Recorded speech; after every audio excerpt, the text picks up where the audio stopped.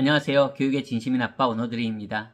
이번 영상에서는요, 국가가 직접 나서서 자국민들의 영어를, 좀 표현이 그렇지만 영어 장애인을 양성하는 나라, 물론 한국만 그러지는 않겠죠.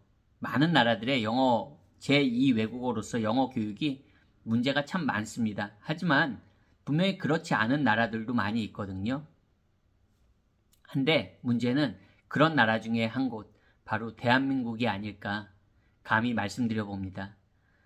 적어도 저희 부모 세대를 언급하진 않겠고요. 제 세대부터 시작해서 지금 제 아이 세대까지도 직접 현장에서 바라본 그 모습은 참담합니다.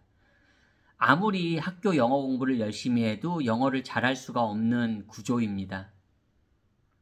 적어도 중고등학교, 제 세대만 해도 중학교 때부터 영어를 배웠으니까 제 영상 보시는 분들, 심지어 30대 분들은 초등학교 시절부터 공교육에서 영어를 배우신 분들이니까 제 이야기에 공감까지는 바라지 않지만 그래도 언급할 만한 이야기다 생각은 하실 거라고 그렇게 믿고 싶습니다. 그러면 이게 어디서부터 잘못된 걸까요? 그냥 쉽게 말해서 일제식의 그런 일본식의 문법이 남아있고 그 잔재들이 계속 이어져 온다고 얘기하는 경우도 있습니다. 하지만 그게 벌써 한 세대를 건너뛰지 않았습니까? 그렇다면 없어질 만도 한데 그게 끊임없이 계속 변형되면서 오히려 그 돌연변이라고 하죠. 계속 저는 좀 누더기라고 표현하고 싶습니다. 이게 계속 상처를 덧대고 하다 보니까 그냥 누더기가 된 것 같습니다. 도대체 어디서부터 손을 봐야 될지 모를 정도입니다. 대표적으로 중고등학교 그리고 학력고사 세대, 수능 세대 혹시 경험해 보신 분들은 학교에서 영어 시험 다 보고 잘하지 않았습니까, 여러분? 어떻습니까? 지금 저희 세대의 이야기를 하자는 게 아닙니다. 현재까지도 진행형이라는 게 가장 큰 문제입니다. 저희 세대로 그렇게 끝났고 요즘은 많이 진짜 달라졌다고 생각하시는 분들 계실지 모르지만 수능 영어도 마찬가지고 학교에서 치러지는 이런 시험들이 대부분 아직도 저희 세대가 경험한 것과 아주 큰 차이는 없습니다. 물론 교과서의 디자인은 저는 좀 속된 말로 그렇게 표현합니다. 교과서의 디자인은 더 예뻐졌을지도 모르지만 그 안에 포함된 내용들 그리고 수업하는 아이들에게 강조되는 내용들은 크게 바뀌지 않았습니다. 여전히 몇 문제 안 되지만 몇 문제 안 되는 그 문법 문제들 그런 걸로 이제 등급이 왔다 갔다 하는 경우들도 아직까지도 비일비재하고요. 그리고 문법이 꼭 잘못된 건 아니지만 저도 영어를 가르치는 사람으로서 문법이 필요한 단계들이 있습니다. 그리고 문법에서도 꼭 기본적으로 알아야 될 문법들이 있는 거고요. 굳이 어느 단계까지는 그렇게 문법 하지 않아도 되는 겁니다. 물론 그 한글이 영어랑 구조 자체가 다르기 때문에 한국인으로서 영어를 배우는 것 자체가 저 유럽 사람들에 비해서 어려운 거는 사실입니다. 그렇기 때문에 우리가 불리한 점은 있는 겁니다. 하지만 요즘은 온라인에서도 그렇고 모든 이제 영어를 접하기가 굉장히 쉬운 세상이 됐습니다. 벌써 그런 세상이 인터넷이 보편화된 지도 벌써 수십 년이 지났습니다. 하지만 아직까지도 대한민국 그 학생들의 영어 실력은 대한민국 젊은이들의 영어 능력은 굉장히 세계 하위권 수준입니다. 저는 단지 어떤 토플이나 이런 공인시험 성적 등수를 얘기하는 게 아니고요. 그냥 언어로서의 영어 능력이 대한민국 그 청소년들이나 대한민국 젊은이들의 영어 능력은 굉장히 오히려 동남아 그 학생들보다도 영어 능력이 훨씬 더 떨어집니다. 그럼 또 어떤 분들은 여기서 거봐 동남아 영어 잘해도 동남아잖아 그렇게 말씀하실 수도 있는데요. 굳이 영어 잘해도 못 살아 이렇게 생각하기보다는 지금 대한민국의 이런 교육열과 경제력과 대한민국의 세계적인 위상을 고려할 때 대한민국 청소년들이나 학생들이나 어린이들이나 청년층이 영어 능력이 된다면 전 세계에 나가서 국위선양을 할 수 있다는 겁니다. 대한민국 국민으로서 전 세계에서 활동을 할 수 있다는 거죠. 그러면 그만큼 대한민국의 위상에도 저는 도움이 된다고 생각합니다. 오히려 뭐 인재 유출이다, 인재가 새어나간다, 그렇게 걱정하시는 분들도 계시겠지만 반대로 생각하면 그만큼 대한민국의 위상이 커지는 거라고 생각합니다. 한국 학생들 정말 똑똑합니다. 그리고 대부분 이런 해외 학생들에 비해서 근면 성실합니다. 한국의 젊은이들도 마찬가지입니다. 저는 조기 유학 이야기를 많이 하고 유학 이야기를 많이 합니다.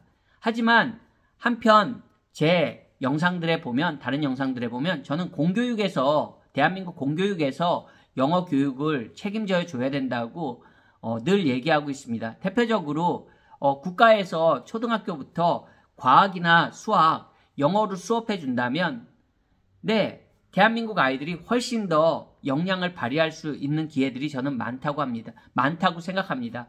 말 그대로 글로벌 세상 아닙니까, 여러분? 글로벌 세상에서 대한민국의 이런 우수한 우리 아이들이 영어 능력만 갖추게 된다면 얼마든지 저는 더 큰 역량을 발휘할 수 있다고 생각합니다.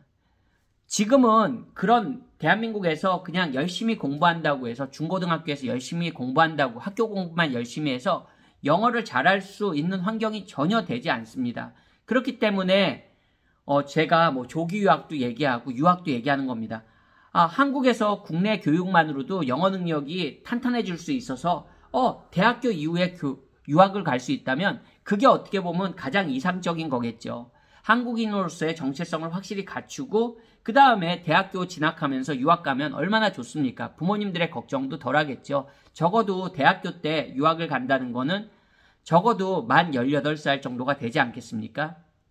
하지만 지금 현실은 어린 시절부터 영어 교육을 위해서 많은 분들이 조기 유학을 떠나십니다. 단지 영어권 국가가 아니라 말레이시아, 동남아를 포함해서 세계 다양한 나라들로, 심지어는 제3국까지도 그렇게 조기 유학을 많이들 떠나십니다. 물론 대다수에 비해서 조기 유학 학생 수가 많다고는 말하지 못하겠지만 정말 대한민국의 조기 유학 열풍은 전 세계에서도 찾아볼 수 없는 그런 열풍입니다. 뭐 중국이나 이런 나라를 빼면 조기 유학으로 이렇게 자녀 교육을 위해서 해외로 나가는 국가는 흔치 않을 거라고 저는 감히 말씀드립니다. 그러면 여러분, 국가가 이렇게 만들었으니까 이제 국가가 나서서 좀 책임을 져줘야 된다고 생각합니다. 왜 못 바꾸는 건지, 아니면 안 바꾸는 건지, 이게 그냥 방치되는 건지 한번 계속 좀 진지하게 이야기가 돼야 될 것 같습니다. 교육은 뭐 100년 대계라고 하잖아요. 근데 적어도 지금 얼마나 시간이 지났습니까? 제가 거의 반백살입니다. 그러면 제가 이런 얘기를 한다는 건 나중에 적어도 제 아이 세대에는 더 이상 이런 영어 교육 때문에, 단지 영어 교육 때문에 조기 유학을 떠나는 이런, 어떻게 보면 우픈 이야기죠. 예, 우픈 이야기가 없어졌으면 하는 그런 바람입니다. 국가가 나서서 얼마든지 해결해 줄 수 있다고 저는 생각합니다. 정책적으로. 그리고 국가에서 정책적으로 그렇게 밀면 왜 뭐 국민들이 반대할 이유가 뭐가 있겠습니까? 뭐 영어 하면은 한국 사람의 정체성이 없어집니까? 그렇지 않습니다. 네, 내가 한 언어를 더 한다고 해서 그게 아이들의 정체성에 혼란을 가져오고 한국인으로서의 혼란을 가져온다고 저는 생각하지 않습니다. 여러분, 생각의 전환이 필요합니다.